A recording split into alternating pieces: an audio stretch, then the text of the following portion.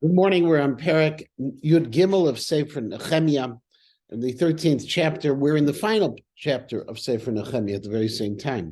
And what happens in this Perek is something that occurs without any real fanfare, because Nechemia goes back to Shushan. And while he's back in Shushan, the situation in Israel changes. And so he goes back, but we have no pasuk that says, I'm going back. And then he comes back to Eretz Yisrael, and there's no pasuk saying, I left Shushan to go back to Eretz Yisrael. And then at the end of the Perek, he just ends the Sefer somewhat suddenly, without any great fanfare of a retirement party or anything else of that nature. So just very quickly to remember the background on this, in Perek Bet of Sefer Nechemia, Nechemia requested permission from Artaxashda to go to Eretz Yisrael. If you remember, he wanted to go to the place of Kivot Aviv, where his ancestral home was, where his forefathers had been buried.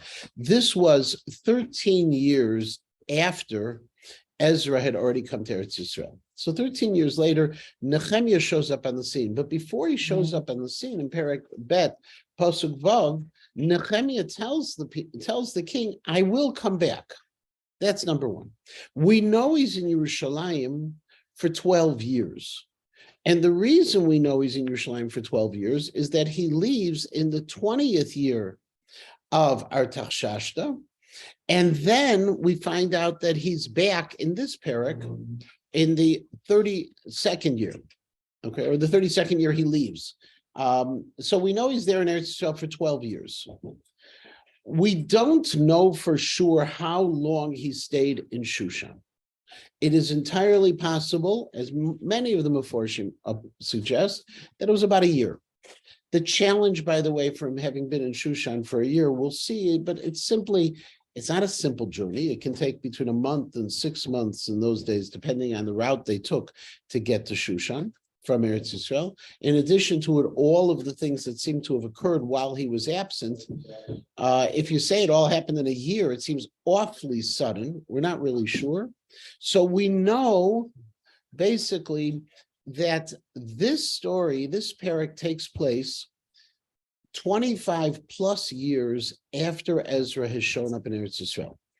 Nechemia comes to Eretz Yisrael 13 years after Ezra. He's there for 12 years. He's gone for an unspecified amount of time and reappears. So 13 plus 12 is 25. Unspecified time is X. And therefore, it's 25 plus X, the amount of time that he's been there. That's the bottom line of where we're at in this Perek itself. So I want to start with the first pasuk. The first pasuk starts as follows: Bayomahu nikra b'sefer Moshe b'oznei. On that day, says Nechemia, I read from the Chumash. Now the problem is, what's that day? Now the easy answer is, on that day is a continuation of what had been occurring in the previous Perek, which was the day of the dedication of the walls.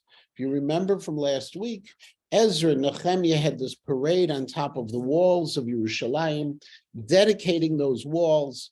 Being Mekadesh, the walls actually was part of this process as well. And it could be on that very same day, he reads from Chumash. It's part of the ceremony. The challenge, that's the approach, by the way, of the Mitzudot. If that's the case, it's probably right around Tishrei of that year, okay, because they finished, the whole dedication of the parade was on the 25th day of Elul. But the Malbim says it's something different. The Malbim says, Bayom Hahu is going to be referring to an event that takes place in a few psukim that were basically foreshadowing what's going to happen, and it's the day of his return to Eretz Yisrael. So on the day of his return, and the reason for it is the second half of this pasuk. There it says, "V'nimtza katuv bo asher lo yavo Amoni u'Moavi bikal elokim ad olam." There in the Torah, we're talking about Perek Chav Gimel of Sefer Dvarim. It says that people of the nation of Ammon and people of the nation of Moab can never marry within the Jewish people. Now, if I take the approach of the Mitzudot David, that this Bayomahu is the day of the dedication of the walls.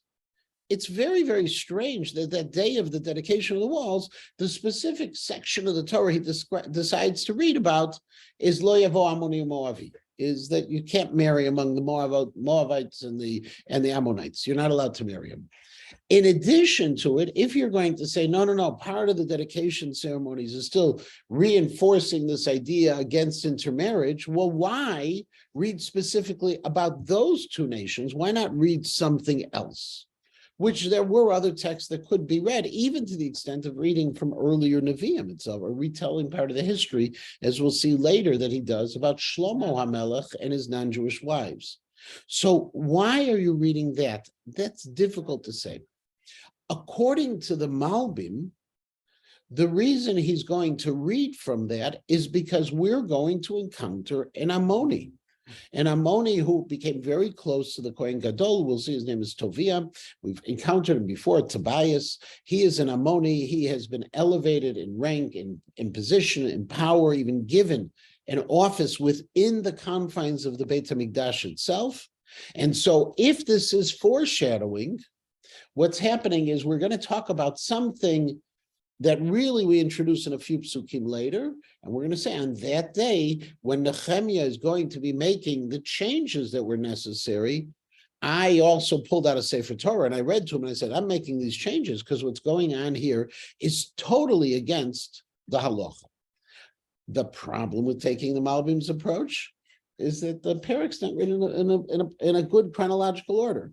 It should have said in the Perik, I came back, I discovered this problem. After I discovered this problem, I took care of it. I made this public reading. Why are we kind of jumping around? So no matter how you explain Pasuk Aleph and the content of Pasuk Aleph, it doesn't fit perfectly. There seems to be a problem. Pasuk Bet continues on this idea of the Ammoni Moavi. It's really quoting from Chumash.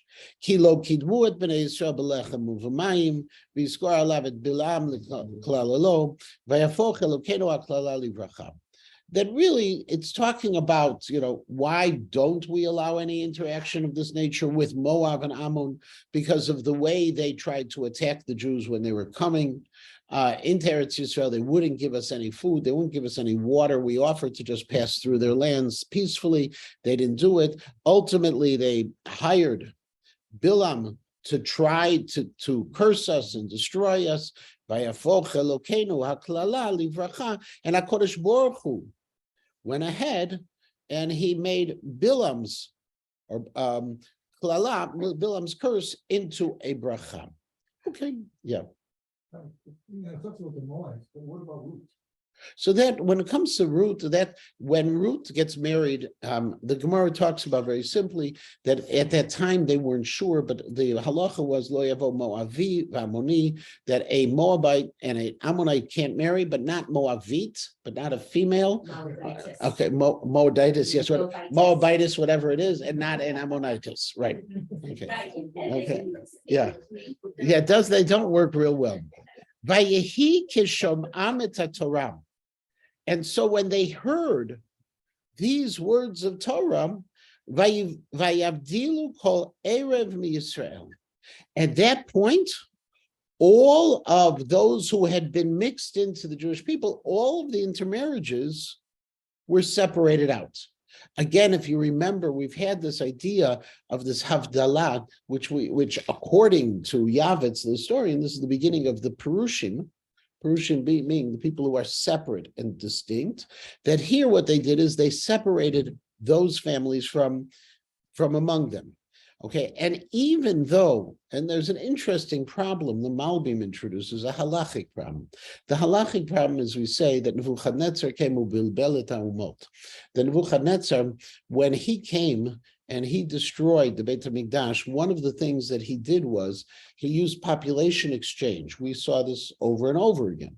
The population exchange accomplished intermingling of nations. Nations lost their identity. And so we say nowadays, we don't have to check someone's yichus who wants to convert to see if they are descended from Moab. It doesn't happen anymore, okay, because there's no identity of Moab anymore. So the interesting issue of it is, says the Malbim, this is post-Nebuchadnezzar. Nevertheless, it's not that far after Nebuchadnezzar, and apparently at this time, there were still members of the Moabite and the Ammonite nations who still held on to their identity. And so even though normally this would not have been an issue, it was an issue at that point. Velifnei mizeh, Eliashiv HaKohen natun b'lishkat Beit Elokeinu karov l'Tovia. And now, before all of this, in other words, it would be much easier if the parak started with Posuk Dalet, but it doesn't.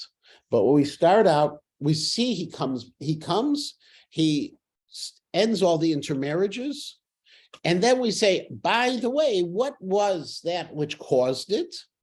Vilifnei mizem, okay, or as Rashi would say, mikodem lechen, before this whole idea of separating out the marriages, or what caused the reading, according to the Malbim, of the Torah, was because what Eliashiv HaKohen was the Kohen Gadol.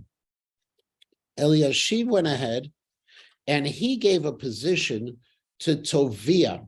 Now Rashi says Tovia was actually married into the family. Tovia was an Ammonite. We've had him before. He married into the family, and the Kohen Gadol cleared out space in the Beit HaMikdash so this Ammonite could have his own office within the Beit HaMikdash. Now, when Nechemia discovers it, as we would say nowadays, he went ballistic. And that's what caused all these pieces. Vayaslo lishka gedola, and he made for him a large office. V'shamayu lefanim, and in the space which he used prior to that was notlim et hamincha levonava kelim umasar dagon hatirosh vayitzar mitzvat haleviim v'hameshorim v'shorim utrumat hakohanim. This space which he had cleared out for Tovia was a space that in the past was a place where we had flour, we had frankincense, we had utensils of the Beit HaMikdash. It was the place where the tithes were kept of both the grain, the wine, and the oil. It was the place, okay, where we kept the mitzvah haleviim, where we kept those things we were commanded to have for the Leviim, and also for the Meshorerim, for those who were in the choirs, the Leviim as well, Vashoarim, and those who guarded the gates, all of those, and for the Kohanim.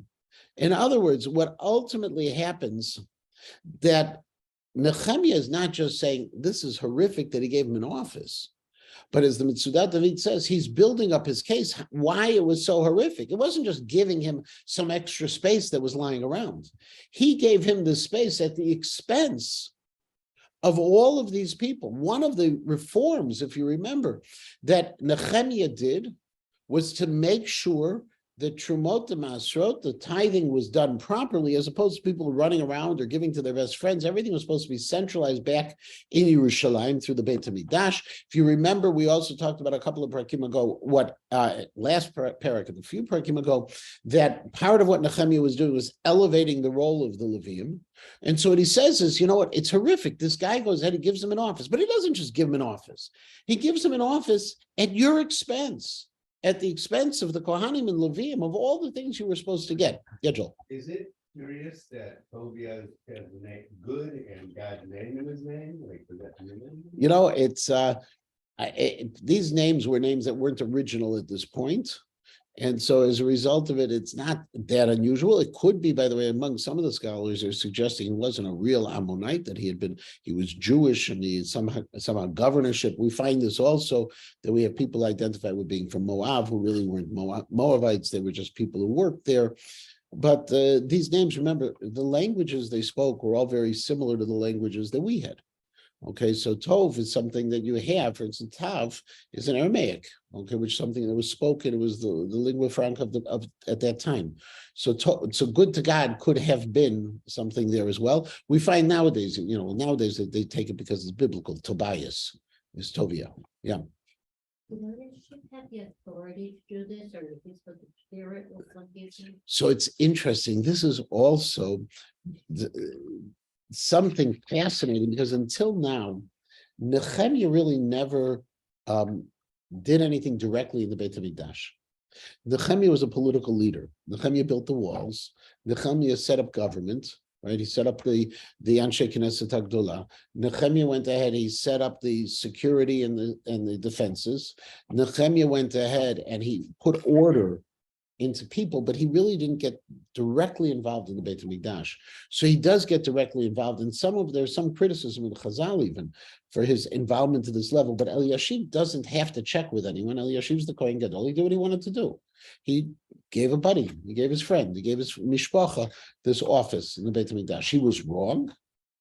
He shouldn't have been doing it, but this also shows the extent by which all of this, the extent by which the perversion had occurred. And now comes this great qualifier. All of this that happened, Tovia, Eliashiv appointing Tovia, the undoing of the takanot he had made in terms of the distribution of tithes, and we'll see even more Shabbos and other things. All this happened. Lo hayiti b'Yerushalayim. Nechemia says this all happened while I was out of town. Okay, all of this is I had gone back, as I had promised. I had gone back at the end of my time, it was 12 years. It was in the 32nd year. He came in the 20th year, 32nd year, he shows back in Shushan. And at the end of that time, I was asked by the king. Yeah. Could this have been like, okay, let's wait till Nechemia leaves and then I'll do this? Entirely true. Nechemia was not a soft-spoken politician. Nechemia wasn't the one who was grassroots. Nechemia came in with a heavy hand and he made happen what needed to happen, by hook or by crook. There were still those forces that were within the Jewish people who were opposed to him. They waited till he left. And when he left, they did these things. And when he left and they did these things, he then found out about it. And then he goes back to the king and says, can I get back to Yerushalayim? Now, there's a whole bunch of issues here. As I mentioned in the beginning, we don't know how long he was back in Shushan, how long this whole thing happened. According to the Dat Mikra, for example, he says that all of this was, it was a year. It just was about a year, which is pretty amazing to imagine, but pretty extreme at the same time. If you think about it, if in a year he does all of these things, 12 years he's sitting there in Yerushalayim, he's making all the changes. 1 year he leaves, everything falls apart. It says something, okay? Interestingly, Yavitz wants to suggest in his Toldot Yisrael in a footnote. It's on page 166 in a footnote. If everyone wants to check me on the third volume of Yavitz, I have a copy here just in case no one believes me. But he says this must have been something more like 7 or 8 years he had been gone. That it took a longer time to undo it. He should, both of them, everyone, because it doesn't say, they're just trying to imagine if you have all of these reforms in place. How long will it take for those reforms to fall apart?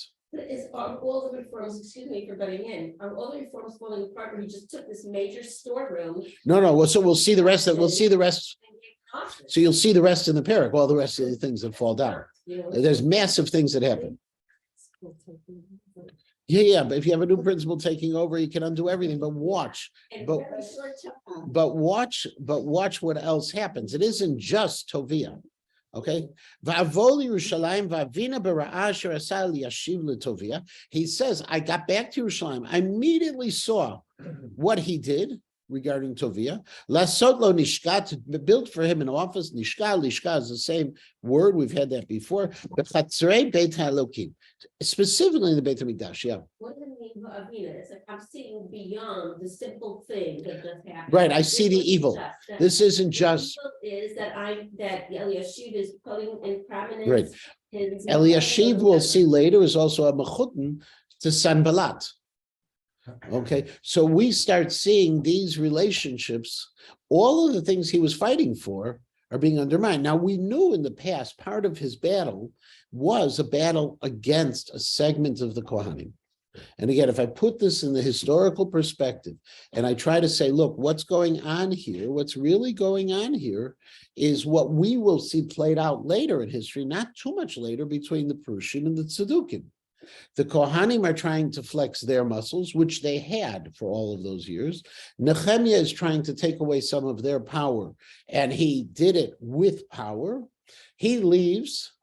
The Kohanim start flexing their muscles again. And the real question of how long all this takes place, if you just think about it, in order for the Kohanim to flex their muscles, they have to do it at the expense of someone else. The Levium, for example, the Israelim. So how long would it take politically for something like that to occur?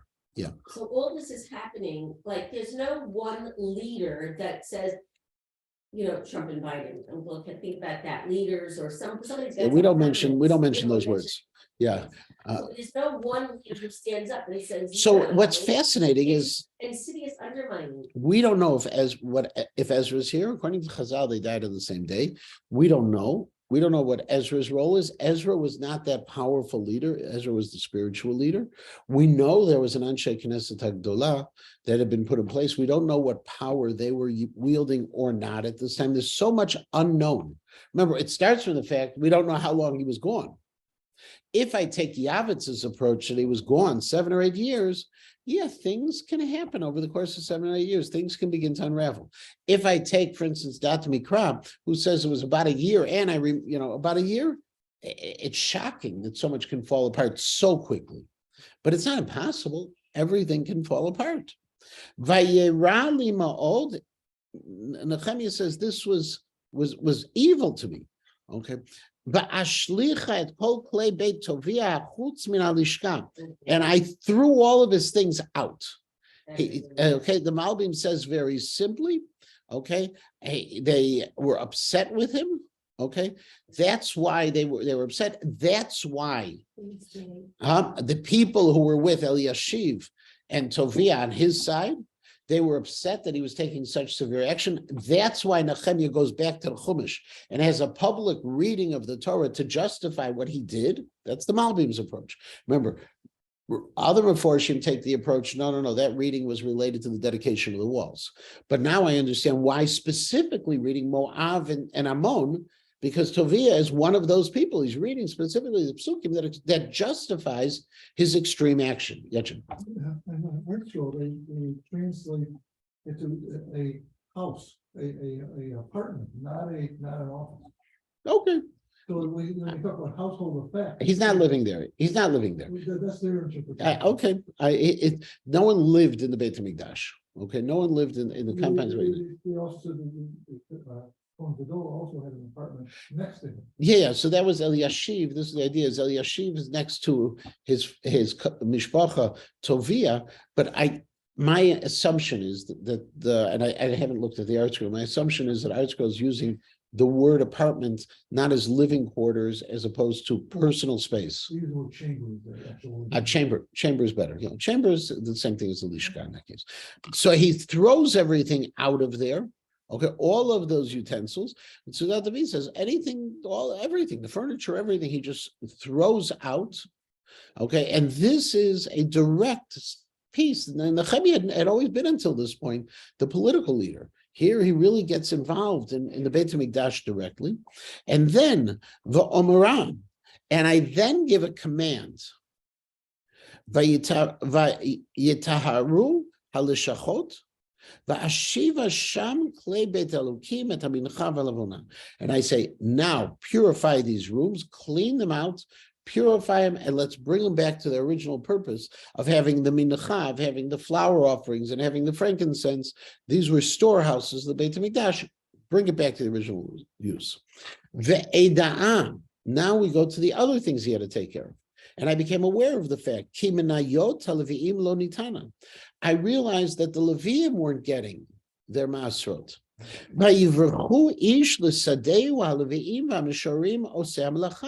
And as a result, since they weren't getting what they needed to have, therefore they didn't have enough to live on. And what were they doing? They began to go all over the place. Rashi says they began to go to the fields of people and trying to collect tithes that way. In other words, they started going out. According to Sudat David, he says, no, the Levium, they went home and they started planting and they left their jobs in the Beit HaMikdash because they weren't able to survive since they weren't getting what was due to them. Va'ariva et haskanim, and I censored is probably the best word for ariva, even though it means I fought with. Okay, the people who should have been in charge, my number twos, I gave it to them. V'omara, and I commanded them, and I told them, Madua ne'ezav Beit Elokim. Why did you forsake the Beit HaMikdash? You had a responsibility, and you dropped the ball. And I gathered them together. Okay, all the people who were supposed to be the Levium, according to the Malbi, and I brought them back to do their work. So Nechemia comes in, he's cleaning house.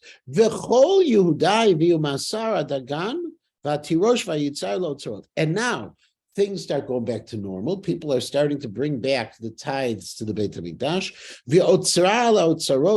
And I placed over these storehouses, which were going to be the distributions for the Levium and the Kohanim, I went ahead and I put over them Shelemiah HaKohen, V'tzadok HaSofer, Ufdayam Min HaLeviim.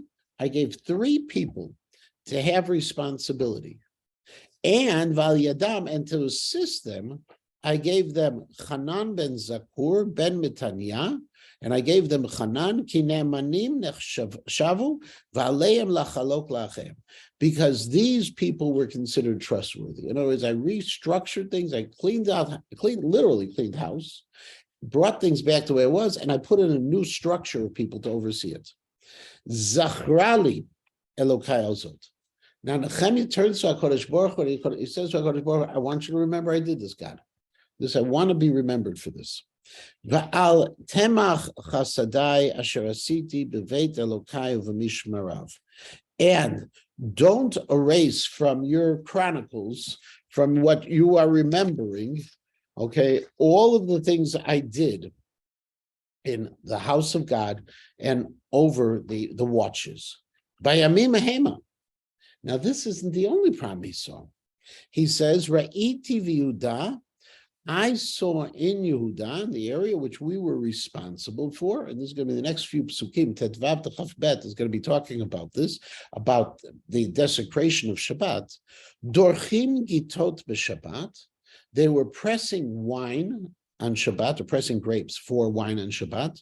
Umevi'im ha'aremot v'omsim ala chamorim, and they were bringing their wares to Yerushalayim, piling them on top of the animals. Now, why do we care that they're piling them on top of the animals? Says the Ralbag, because when it comes to Shmirat Shabbat, it's not just a question that we have to keep Shabbat, but also our animals have to stop working on Shabbat.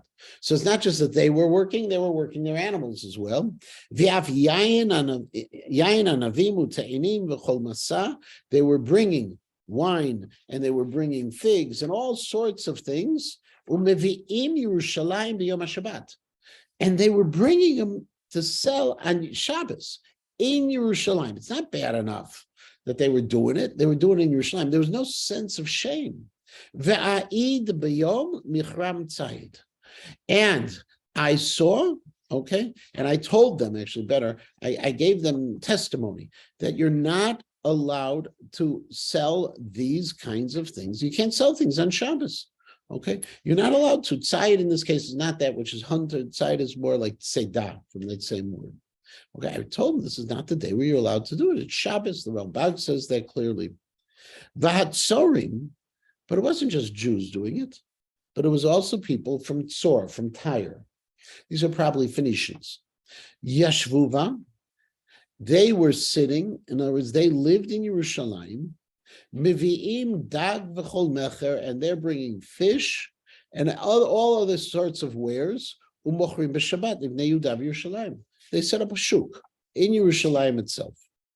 Ve'ariva et chorei Yehuda, and now I'm fighting with the leadership of Yehuda. Okay, and one more time, Ariva is censoring them.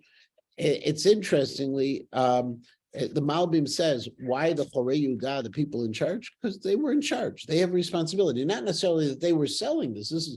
He's fighting with him over that he let these people from Tzor, from Tyre, the Phoenicians, he let them come and do their business on Shabbos. He says, you're responsible for the city. How can you do this? I just had an email where I wrote an email to someone who didn't do what needed to be done, and I tried to be nice. And I told him, I said, I understand this other person didn't do it, so I copied somebody. The person came, no, it's that person's responsibility. I said, you're right. I was trying to be nice in this letter. Reality is, when you're responsible, whether you do it yourself or don't do it yourself, you're responsible. You bear that responsibility, and so he censored these people. And I told them, what's this terrible thing that you're doing? You're Mechalel Shabbos. How can you do this possibly? Don't you remember? Okay, this is now he's talking like one of the Nevi'im, like Yirmiyahu and Yechezkel, using this word, Ko asu avotechem. Thus, your ancestors had done, and because of Chil Shabbos, all these terrible things had happened to us in the past and to the city. And you're going to go ahead and cause God to be angry at us because you're Mechalel Shabbos? And that Friday, when the sun is setting and the shadows are coming over the gates of Yerushalayim before Shabbat, I gave the command, to lock the gates. And obviously, what's to lock the gates? To stop commerce. Asher lo yiftachum, and I gave the command, they're not allowed to be open ad achar Shabbat, till after Shabbos. Umina arai hemadati al hasharim lo yavo masa b'yom Shabbat, and I put their soldiers. Okay, Na'arai, we see earlier in Perek Dalet, Pasuk Yud, Na'arai is also talking about soldiers. In other words, he put guards at the doors to make sure the doors were locked. No one was going to get into Yerushalayim. There wasn't going to be any business taking place in Yerushalayim. Ve'alinu arochlim. That didn't really help. Why? Because the merchants, the traveling salesmen, they camped out right outside the gates. And they set up shop right outside the gates for a couple of times. Okay, what they wanted to do is they set up shop, and this way the Jews could leave Yerushalayim, go right outside. Okay, the Malbim says it must have been the smaller things, because if the big gates were closed, you're not going to be able to get big stuff through the doors, but you'll be able to take small items. Okay, they opened up the, what is it called, the below $5 store. Okay, right outside Yerushalayim, you can get the little things. And so I gave it to them now, and I talked to them again. Why are you camping out here outside the walls? If you go ahead and if you do it again, tishnu from the word sheni, you repeat. If you keep on doing this, I am going to strike you. Okay, Eshlach bachem yad, eshlach bachem. According to the Ibn Ezra, it says either I'm going to hit you or I'm going to kill you. Mina etahi lo vau b'Shabbat. They got the message. They stopped coming on Shabbos. And I told the Levim, now you now have a responsibility to be mekadesh Shabbos. Gam zot zachra li Elokai. And I want you, God, to remember this, and I want you to have your chesed for me. In other words, there's two things so far that he's been talking about that he asked HaKadosh Baruch Hu. Okay, one was what he did for the Beit HaMikdash, got rid of Tovia, set up the systems again. Two is now he was able to observe the Shmirat Shabbat. Gam bayamim hahem. And also at that time, okay, it wasn't just two things I discovered a third thing. Ra'iti et hayudim hoshivu nashim ashdadiyot amoniyot moaviyot. And I saw that they're intermarrying. Now notice, this isn't just with Moab and Ammon, it's also with Ashdod. Okay, then I was intermarrying with the tribes. Uvenehem, what? It has it as feminine. Yeah, because the wives are feminine. Right, so Didn't say that was okay. They're intermarrying. Okay, in other words, when we say lo yavo Ammonim Moavi, that's specifically that prohibition, where it's Moavit and Ammonit. Here we're talking about intermarriage in general, because Ashdod is brought into the mix. In other words, it isn't the prohibition of marrying a Moab or Ammon, which is prohibited. Even if a Jew married someone from Ammon or Moab, the marriage doesn't take effect.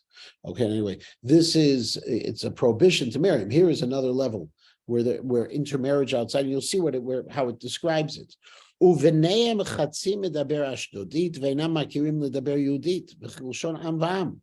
They're raising their children, they're assimilated. They can't even speak Hebrew, their children. They're speaking half Ashdodit, half Hebrew. That's interesting. And this one, the Malbim says, this is the equivalent, he doesn't use this phrase. They were speaking like Yiddish. Okay, and they're speaking a mixture of languages, somewhat like we have with Yiddish as well. But obviously, to him, this was like horrific, because if you remember, part of his reforms is about the Hebrew, about the access to Hebrew, the access to Torah. Nechemia Leibovitch Alei Hashem used to tell us, she used to give us over the head as teachers, that we don't teach Chumash in Ivrit. She said, I remember her still going, she goes, go to the window, and you want the window open? Tachna et hachalon. Use Ivrit Tanachit when you're talking to the kids, they'll be able to learn Tanakh. You teach it in English, they can't learn Tanakh, it's a foreign language.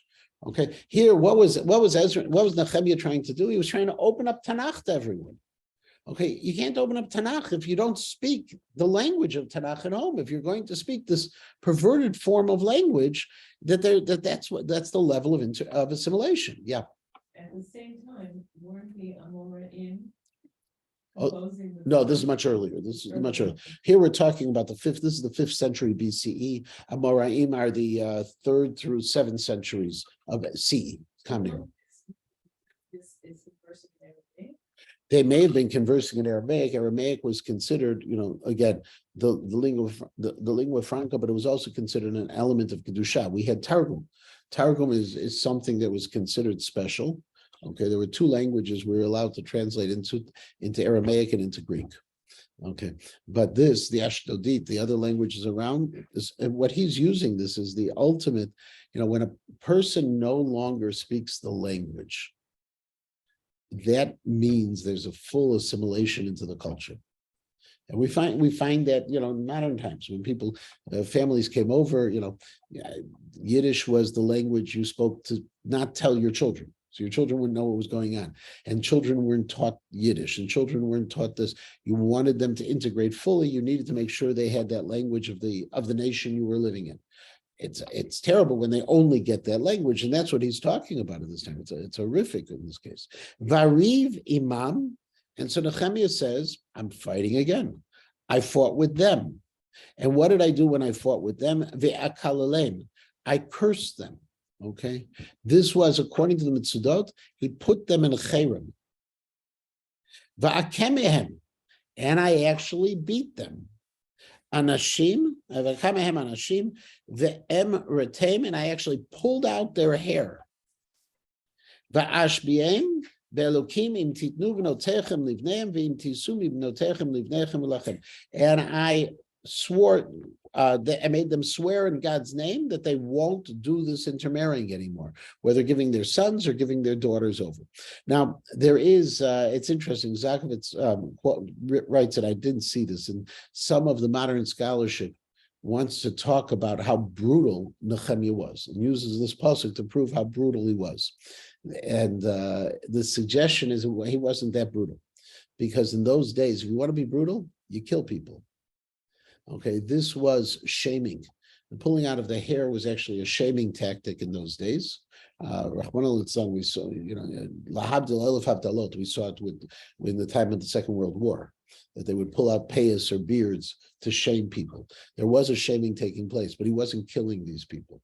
So it's within context of the times, this was considered reasonable punishment. Yeah. Today we have boys standing on the streets of Yerushalayim yelling at cars coming on Shabbos. So it's not- If any of those boys are on the level of Nechemia, they're 100% right. Okay, I have a feeling most of them are not yet. Okay, so listen, we've always had Jews behaving badly is not a chiddush. Okay, and we always have what we can aspire to. If they were Nechemia, yeah. By the way, using the same logic, what Yirmiyahu, we wouldn't compare any of them to Yirmiyahu, Yeshayahu, or Yechezkel.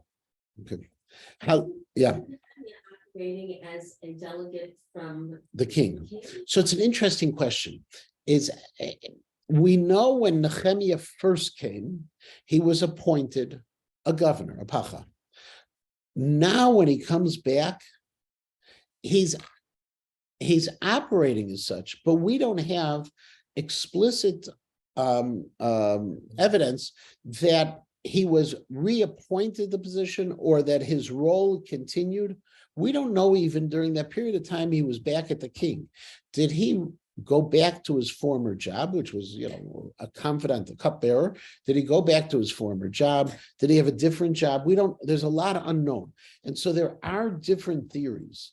It would seem to be, based on what he did, most reasonable that he came back and he again had power from the Persian government. It would seem to make sense, because how could he get away with this if he didn't have that power? If it was just a scribe power, it would seem to be very risky, but we don't know for sure. So if you look at what Nechemia is doing right now, he's really, all of these issues are not new issues. He's restoring order to what had been agreed upon before, what he had instituted before. But now he says something that Chazal grappled with a little bit. Halo al ele chatash Shlomo melech Yisrael. This issue of intermarriage, this was an issue that Shlomo HaMelech had to deal with. Uvagoyim harabim lo haya melech kamo. He was singularly qualified. Va'uv le'elokavaya, and he was beloved by God. Vayitneu Elokim melech al kol Yisrael, and God made him the king over all the Jewish people. And despite all of that, when Shlomo married out, those wives had the negative impact upon him, caused him to sin. In other words, what he's telling the people is, you're saying you married out and it's not so gefrelach, and don't worry, I'll raise the kids Jewish and everything's going to be perfect. You're not Shlomo HaMelech. And look what happened to Shlomo HaMelech when he did it. Shlomo HaMelech also sinned as a result. Now, where Chazal have the problem, and this is that famous piece. We have Kol Omer David Chatainu Elo Toeh. Chazal say they really didn't sin. There's too harsh of a language that was used. According to Pshat, it looks like Shlomo HaMelech made mistakes. But there are, among Chazal, they don't want to diminish Shlomo or David or others to the level of calling them Chotim, because it's not so simple to accept that these great people are just relegated to being called sinners. Yeah. I think it's a lot easier to say what he said. Yes. The Abarbanel takes that approach also. The Abarbanel takes the approach, especially with David and Bathsheba, which is even more complicated to say that he didn't sin. And in modern times, and I'm sure I've mentioned this before, there was an entire movement in Israel, which was called Tanakh Ba'arba Einaim. Tanakh Ba'arba Einaim was, Arba Einaim is a phrase in Hebrew, face to face. Okay, and Tanakh Ba'arba Einaim was, let's look at the avot, let's look at the personalities in Tanakh as human beings. Let's look on our level. Now, the problem was, when you look at them on our level, we diminish them too much. They are great personalities. But if you call them malachim, you can't learn anything from them. So if you say these are great people who could sin and did sin, we can learn, just like Nechemia is trying to teach them, and that's accessible. There are other people in our world today. If I go ahead and I say that, look, Nechemia says that Shlomo HaMelech sinned, he sinned, that I will be attacked for saying, God forbid, you can't say, there's a Gemara that says he didn't sin, there's this, but it's, and unfortunately they don't read the Abarbanel, because it hasn't been translated by Art Scroll. The Abarbanel will never be translated by Art Scroll, because there's too many things he says that are against Gemaras and things, not against Halachim, but against Gemaras. And maybe they will be translated, but my guess is there'll be a footnote that this is the way you really should understand the Abarbanel, okay, or something of that nature, because it is no longer, sometimes we like things to be nice and smooth and clean nowadays. It's one of the great challenges. I just heard someone said that, I said it, and I haven't seen it in writing, said in the name of Rav Hutner, the Rav Hutner said all of the biographies of Gedolim should be prohibited. Because all the biographies of Gedolim, the popular ones, all present these Gedolim as being tzaddikim from the moment they were born and brilliant from the moment they were born, as opposed to presenting them as exceptional young children, perhaps, or just regular young children, some of them. And then they rose to greatness, which provides for us greater inspiration. Yeah, Leah. Probably not. They're probably not doing Reish Lakish, but even if they did, it would probably leave out several of his parts of his life. And you look at it sometimes when years ago, they used to have these things, some of you may remember, they were called Mad Libs. It was like a page and it said fill in an adverb, fill in a noun, or this, and then you'd read this really funny story. Sometimes some of these biographies of the Gedolim, you feel like they're Mad Libs. Okay, here's the story. We'll write the story first. Now fill in the names of the cities and this and that. All of a sudden we got a new Gadol biography. It's an unfortunate reality. This pasuk of Nechemia is using Shlomo as a lesson for them. That look, even great people sin, and if you think you're as great as Shlomo, don't even start. Okay.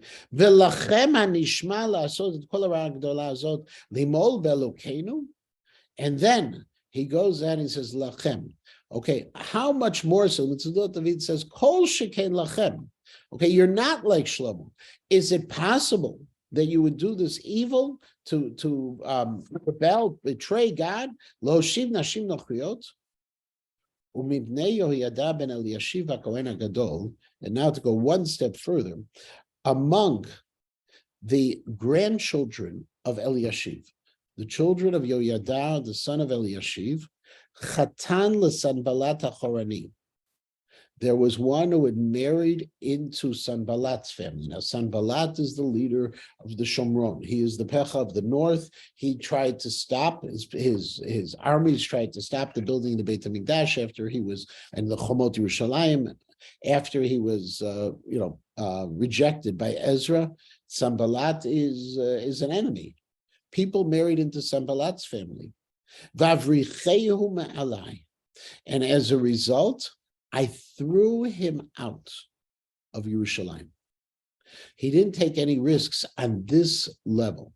Okay, the one who had been the Chatan, the one who had been married in, and according to Tzudat David, what was going on is now, if you think about it, you marry into Sanballat's family, you have a birthday party. Sanballat's going to show up for the birthday party, right? Sanballat had access to Yerushalayim because of this marriage. And as a result, this was not something where I could say divorce them, not something I could say anything else. This required the most extreme of action, exile. He exiled this person from Yerushalayim. Zochra lahem Elokai, al ge'olei ha'kehuna uvrita kehuna v'alevim. Now, he says, I want you to remember HaKadosh Baruch Hu, how they defiled. Okay, how they defiled the kahuna and the Leviah, v'tiharti mikol nechar, and I have purified them. Opposite to what they did to defile, I was the one who purified. V'amida mishmerot lekohanim v'leviim ish b'melachto, and I went ahead and I put the Kohanim and the Leviim into their right roles. Ula kurbana itzim be'itim mizumanot. And I brought back the idea of bringing the times of the korban itzim, of when to bring the wood for the altar, v'la bikurim, and the issue of bikurim started up again the right way. Zochrali Elokai l'tova, I want you to remember me for good. And with this, the Sefer finishes. It's a very strange ending. Now, two notes about the strange ending. Note number one is there are three things that Nechemia asks to be remembered for. One is the Beit HaMikdash, one is Shabbat, and one is fighting the intermarriage. Those are the three things. He doesn't mention the Chomot Yerushalayim, building the walls, right? He doesn't mention establishing an Anshe Knesset HaGdolah. Apparently, what Nechemia thought was these three things were his greatest accomplishments. those may have been necessary prerequisites for the accomplishments to build up the defenses of Yerushalayim. He needed it, but what his goal was Shabbos, in marriage, and Beit HaMikdash. Those were the goals, and that's what he's asking for HaKadosh Baruch Hu. Fascinating. We don't have any great celebration or magnificent. Yeah, the three things. It was first Beit HaMikdash, then it was Shabbos, and this whole thing of the intermarriage. Those were the three. Now, the fascinating thing in all this is the way it ends so suddenly. Why is it? What happened to any fanfare, any great, this would not make a good movie. You'd have to have another scene right after this to make it into a good movie. And so some have suggested that this really is a reflection of how difficult Nechemia was in terms of his actions. His actions were harsh, were necessary, were harsh, were justifiable, but he didn't win any popularity contests. He did what had to be done. Now, was he successful or not? On this, there is a Rav Yoel bin Nun writes, a fascinating observation. He says, where does all of this lead to? Well, it goes all the way down to the Chashmonaim, where Erev Chanukah, all the way down to the Chashmonaim. Where do we see all of these things happening in the Chashmonaim? If you look in the Chashmonaim, okay, the Beit HaMikdash was a sacred space for them. It had been defiled by the Hellenists, by the Seleucid Greeks. Okay, it had been defiled, but for them, they still held on to that Kedusha of the Beit HaMikdash. They still held on in marriage. And to them, Shabbos was so extreme that, remember, the beginning battles of the Chashmonaim, they refused to fight on Shabbat. They had not yet had that decree that you're allowed to fight on Shabbat in an army, in a war. And so Shabbat was sacrosanct to them. There was no movement on Shabbat. So all of the things that Nechemia wanted to put in place, we see 300 years later, less than 300 years later, in the time of the Chashmonaim, that they're still holding on to. So Nechemia was successful in all of these moves he made. And it was done in a way that the Sefer ends very, very abruptly, continuing somewhat the way Chazal put it together with Divrei Hayomim. They put together these own Sfarim, the Ezra, Nechemia, Divrei Hayomim were set. And that's the end of the Sefer, which has so many parallels to the way we live in our lives today as well. Yes? And Menachem Begin fought to get allowed to stop flying on Shabbos.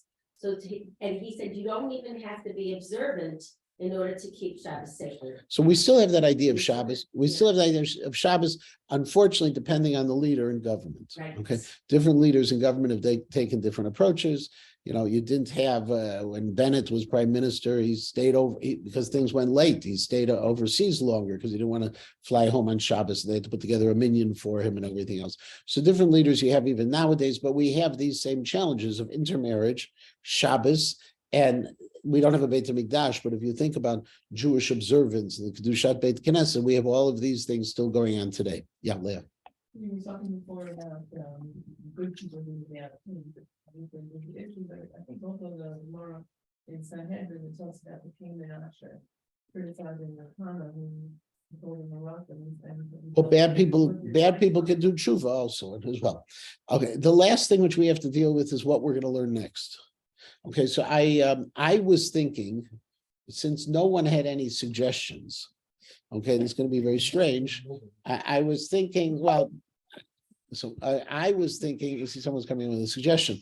I was thinking that maybe what we can look at next is just, let's duck the issue and we'll learn Megillas Esther. Getting ready for, again, we'll do Megillas Esther again. And then between now and the end of Megillat Esther, you can decide what you want. I've had two suggestions that have come forth. One is let's start over again. One is whatever I want to do. Let's start over again is always a possibility. Whatever I want to do is not good for me because what I want to do might be different than you want to learn. Okay. And I'll be open to any suggestions. For those who are online, email me. What would you want to do?